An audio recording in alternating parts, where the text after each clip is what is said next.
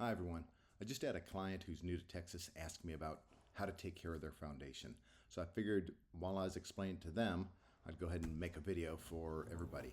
I went out and bought some parts. I bought a timer and a 25-foot soaker hose.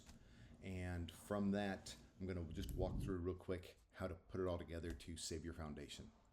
The problem with foundations in Texas is that they expand and contract depending on the season. During the spring, when the ground is soaked, the soil expands and pushes up against your foundation.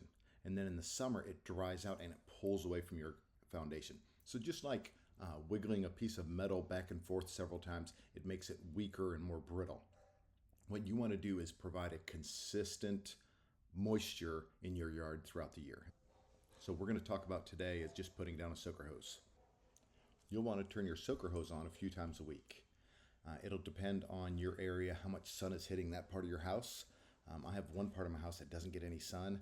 It's under trees. It's on the east side of my house. So I don't water that as much as the west side of my house that gets direct sun, gets baked in the afternoon heat. It gets a lot more water. I try to keep it consistent on all sides of my house.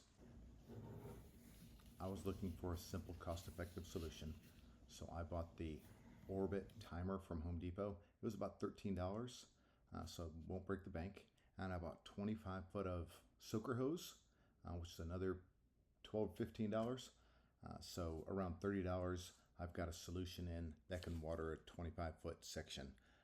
It's easy enough to buy an additional 25-foot section and keep adding those on, or you can just buy one whole system and make it as long as you want and fit into whatever section.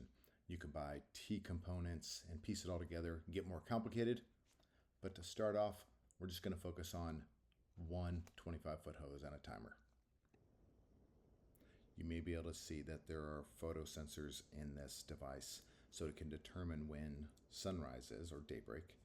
And from there, you can either have it set for every day or every other day for it to come on and for the duration you want it to. I have new plants in, so I'm setting mine to go off every day for just 15 minutes. You can check yours by walking around the house with a screwdriver and pressing the screwdriver into the soil and just see if the soil is consistent around. If you find a place where the screwdriver won't go in, that would be a great place where you probably need to focus on making sure that you get water there. You can also go on Amazon or back to Home Depot and get a soil moisture meter. They're about $22 and give you an accurate representation if you want to move a step beyond the screwdriver.